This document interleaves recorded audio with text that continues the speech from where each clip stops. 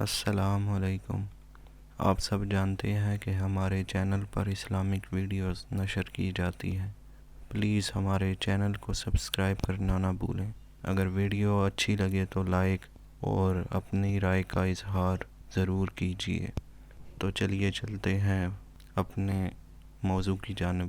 تعالیٰ نے جو فرزند آدم کے متعلق فرمایا وہ یہ ہے: بیچارہ انسان اجل ہے، اسے نہیں معلوم کہ کب موت آئے گی۔ اچانک اجل آ جاتی ہے اور یہ بڑی مشکل بات ہے کہ اس کی بیماریاں مخفی ہیں۔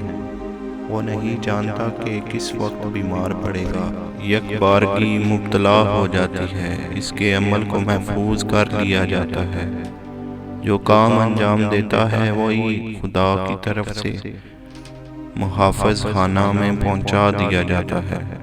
اسے مچھر تک اذیت پہنچاتا ہے، پسینہ اسے آلودہ کر دیتا ہے اور اسے گلے میں پھنس جانے والی چیز خواہ لعاب دہن ہی ہو، اس کی جان لے لیتی ہے۔ کیا ان باتوں کے باوجود فخر و تکبر کیا جا سکتا ہے؟ وائے ہو ابن آدم پر!